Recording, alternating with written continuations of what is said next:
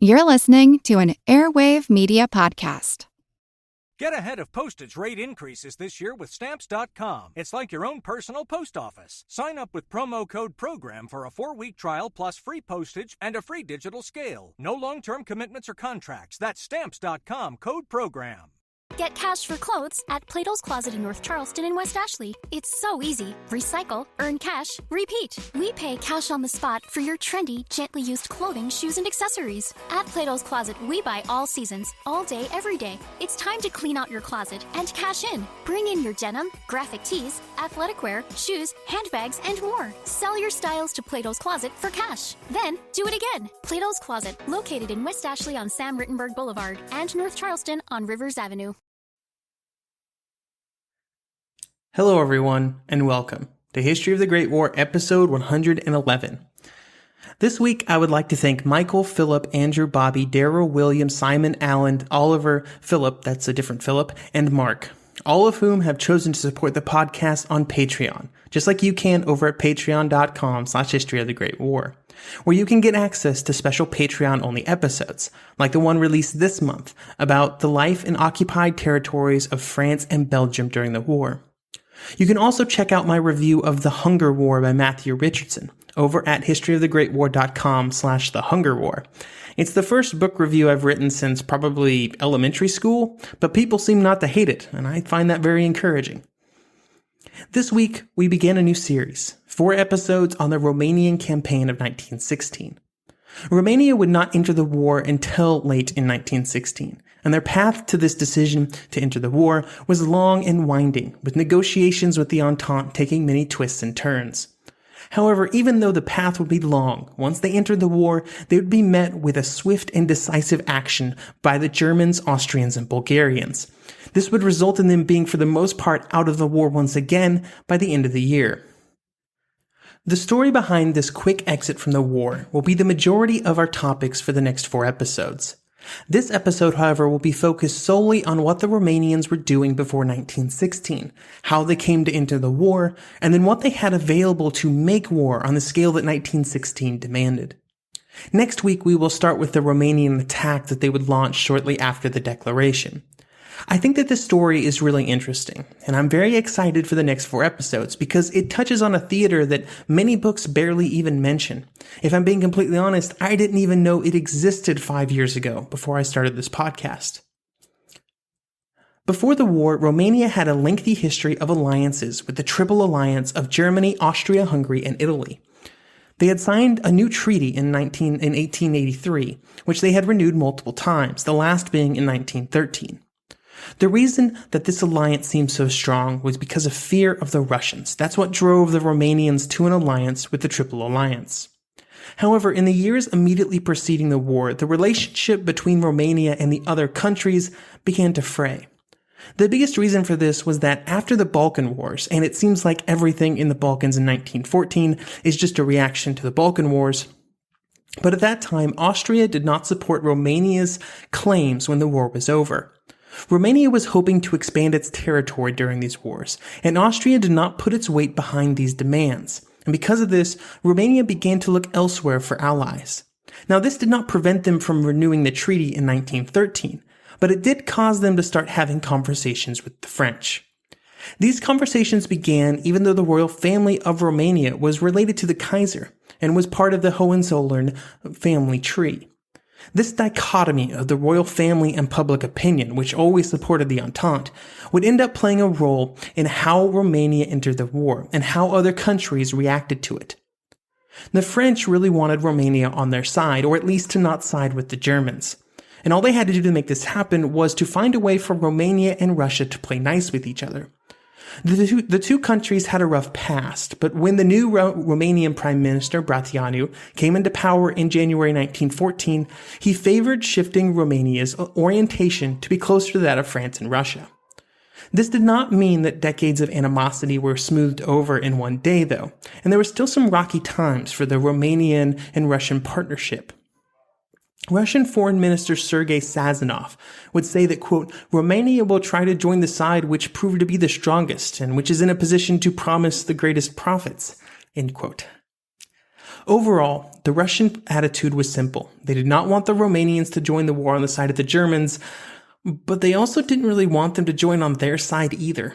Romania and Russia shared a border that is hundreds of kilometers long, and the Russians were concerned that if the Romanians joined in the war and did poorly, then Russia would be on the hook for defending that territory.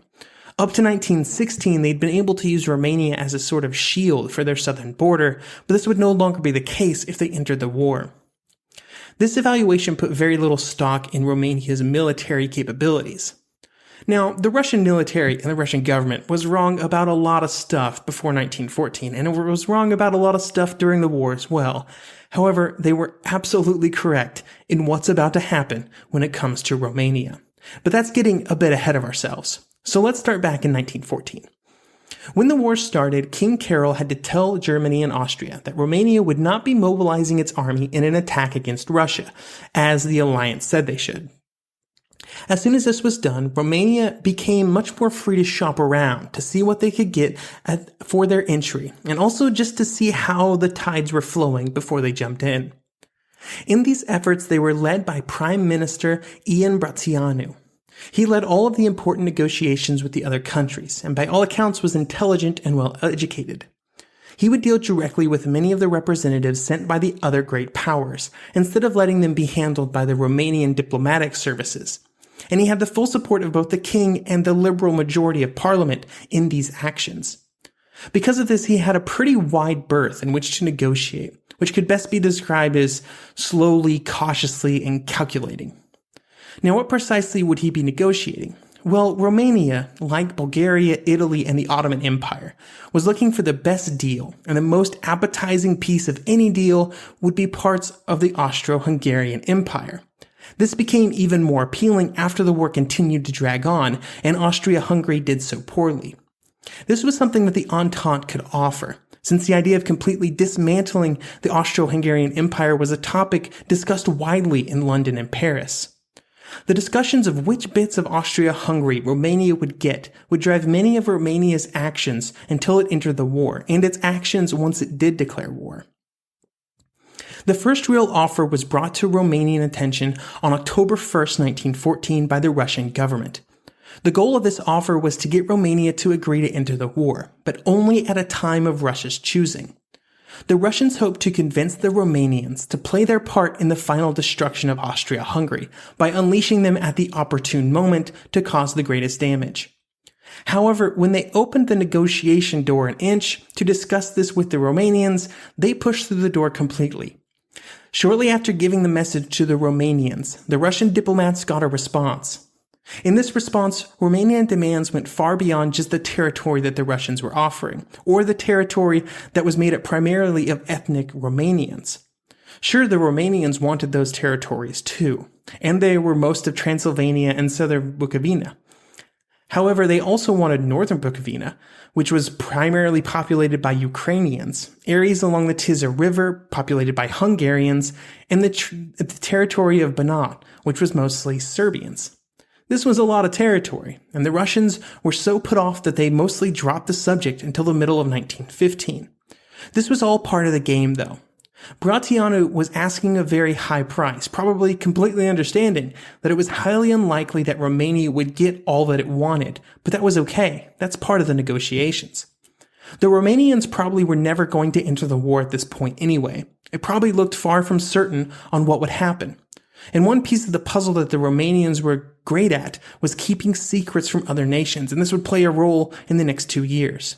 Until they entered the war, the Entente was still in doubt as to whether it would ever happen, and the Central Powers would believe right up until the war was declared that they were not going to enter. This deception would go on for almost 2 years, and it would be a master class.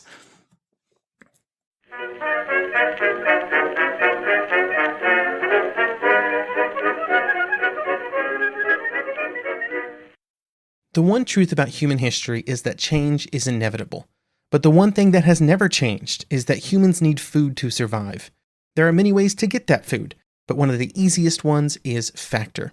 Factor delivers ready-to-eat meals right to your door. All you have to do is heat them up and dig in. In 2 minutes, you can be eating tasty keto or vegan options or any of their 35 options that they have available every week. So you can choose maybe the cheesy garden herb chicken, maybe the Santa Fe green chili beef skillet, or perhaps the Caribbean spiced tofu. It is all delicious, and if you have a bit of a sweet tooth, Factor still has you covered with a wide range of snack and smoothie options. Chocolate mocha cheesecake, snickerdoodle macaroons. Any of that sound good? And don't worry, even the tasty stuff is dietitian approved. Head over to factormeals.com/GW50 and use code GW50 to get 50% off.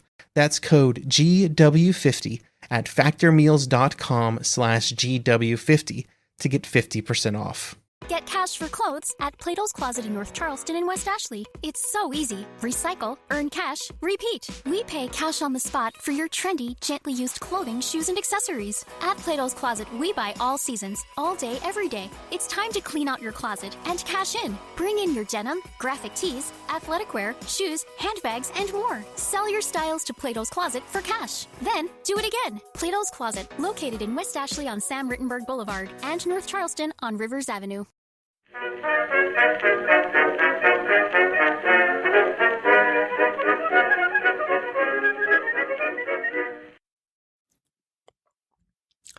In the summer of 1915, and right around the time that the German advance through Poland and into Russia had reached its zenith, Russia was forced to once again go back to the Romanians to reopen discussions. The Russian mindset when opening these discussions is important. They were hunting for anything that could stop the advance of their enemies. On July 21st, this resulted in the Russians telling the Romanian representative in St. Petersburg that the Russians would agree to all of their demands. However, even this did not make the Romanians jump instantly into the war. Instead, they decided that maybe now wasn't the time. If you look at the situation, it's not hard to blame them. The Russians were in full retreat and looked to never recover. The Romanian ambassador to Russia could see what the Russians were doing and would write that, quote, "After Italy entered the war, and while the Russians were in the Carpathians, we were told that our help was of no special importance. On the very day that Przemysl fell, they let us understand that we might be granted some area along the border. However, after Lvov was evacuated, the rate of concessions escalated. Almost on the day that the Germans occupied Warsaw, all of the demands were met." End quote. Because of these factors, instead of signing the agreement, he said that he had to go back and check with his government. And after doing so, he informed the Russians that he had been instructed not to sign the agreement. At this point, Brătianu was playing for time, and it was just simply not a good time to join the Russian war effort. They were in full retreat. You don't jump on the team that's losing. As these discussions dragged on, the situation changed again, pushing Romania further away from joining.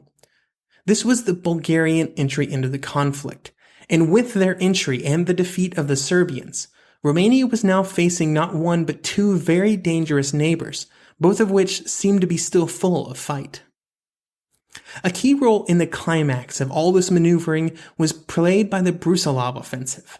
It was during the offensive that it looked like the Entente's fortunes were finally changing, and the offensive seemed to be the first of many successes, with the Austrians appearing to be on the edge of collapse.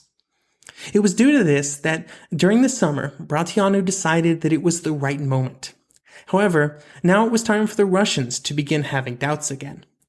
They believed that the Brusilov offensive because of the Brusilov offensive, the front would stabilize. And so maybe the situation was back to Romanian entry being a liability instead of a benefit. This was just reinforced when Alexeiev, the Russian army leader, found out that the Romanians wanted Russian troops sent to help them out as soon as war was declared. This negative mindset from Alexeiev would slowly change as it appeared that the Brusilov offensive was slowing down and was not going to bring about the great results that were hoped for after it began. He was also getting pressure from Joffre and other Western leaders to get on board with the Romanian hype train. Alexeiev and other Russian leaders would eventually be persuaded, and after this long winding process that lasted over 2 years, it was time to define the exact terms under which Romania would enter the war.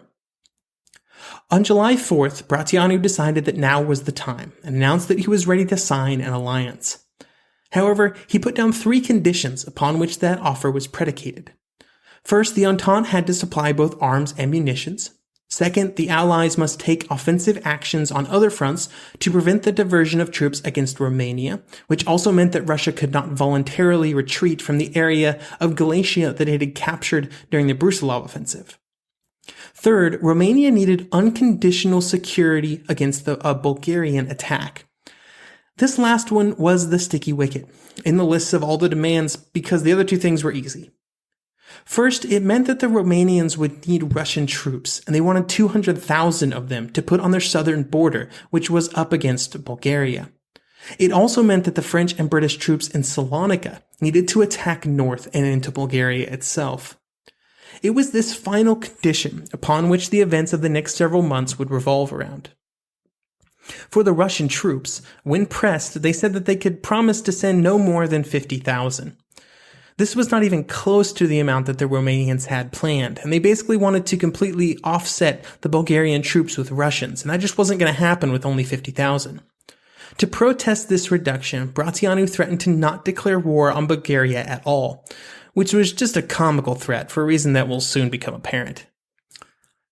As for the attack out of Salonika, the terms signed specifically stated that the troops there had to begin an offensive against the Bulgarians no more than 8 days after Romania entered the war.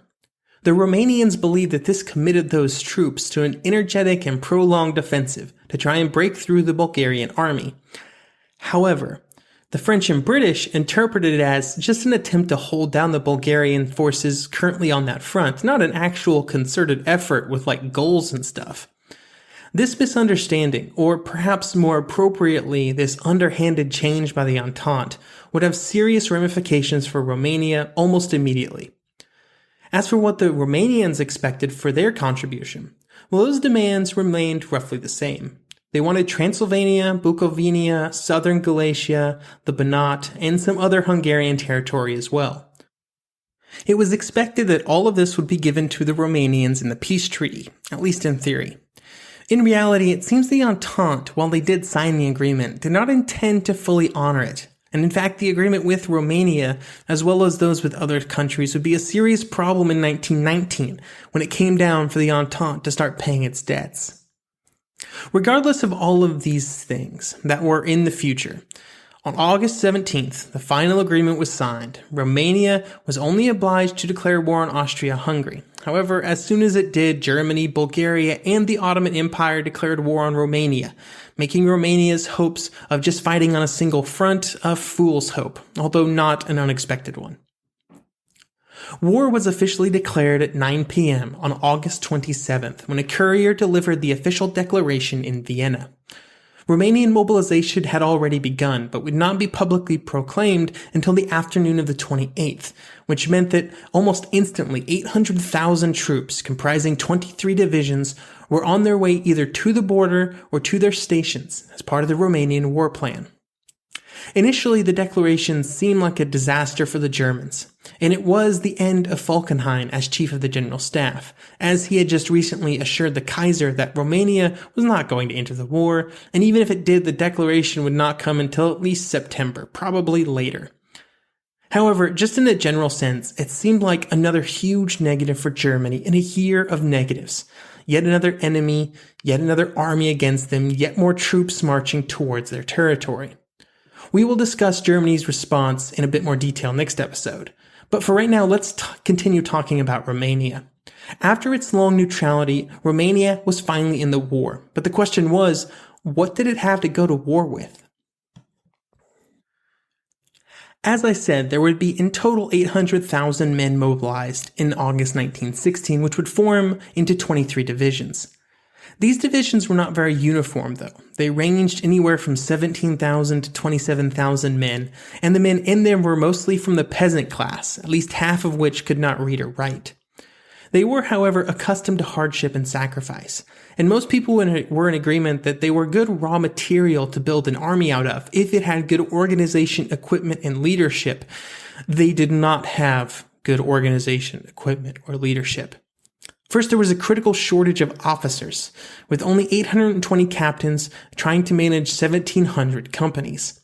These officers usually had almost no experience, and unlike in Western armies where promotion from within the ranks of volunteers was a good way to bolster the officer corps, especially at the lower level, in Romania this was a challenge since so many men were illiterate.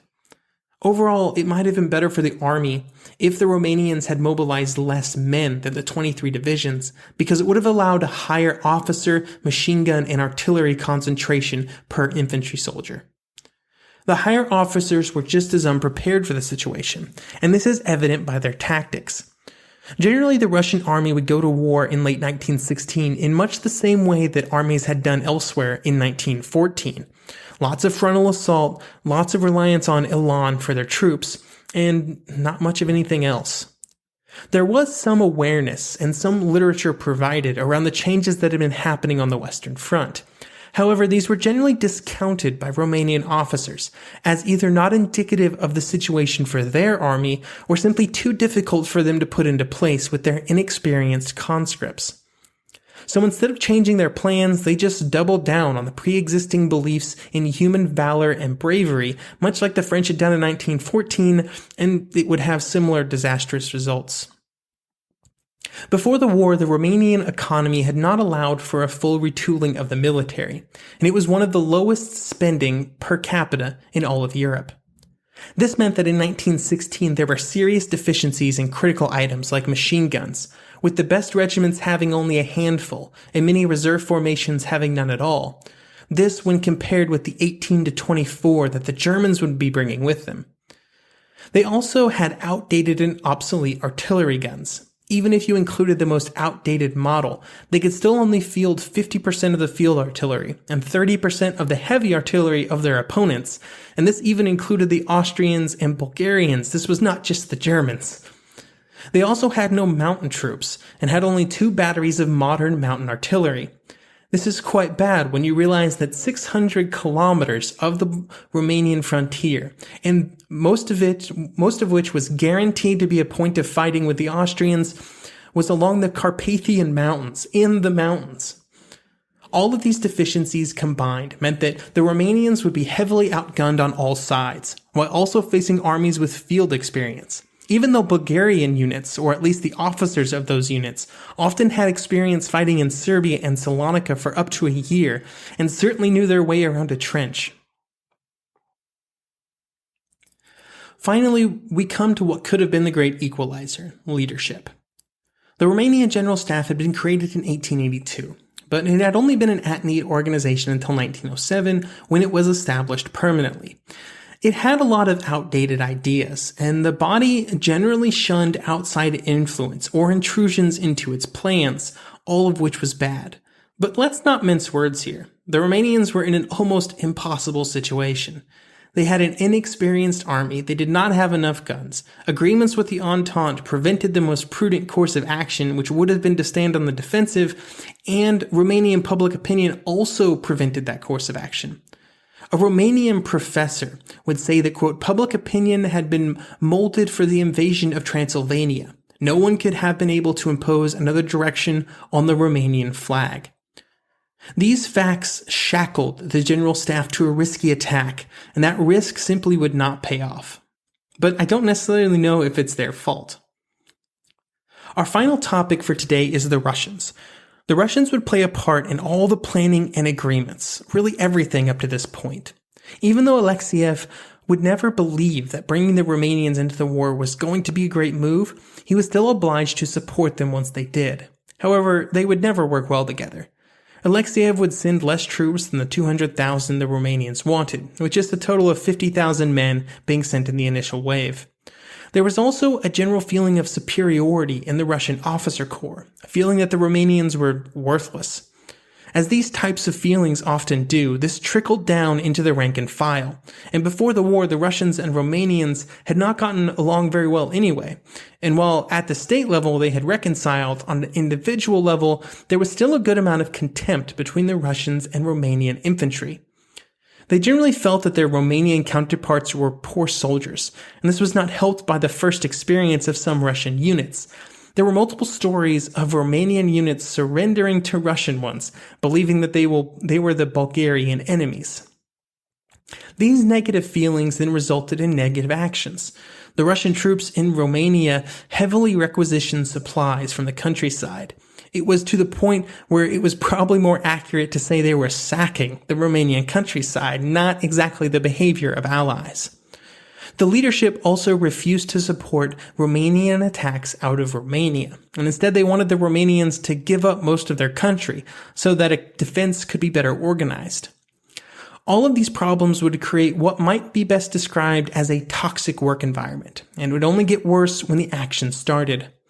Speaking of the action, that will be the topic of our next episode, where the Romanians bravely thrust their armies into enemy territory, and then just sort of stop, because why not?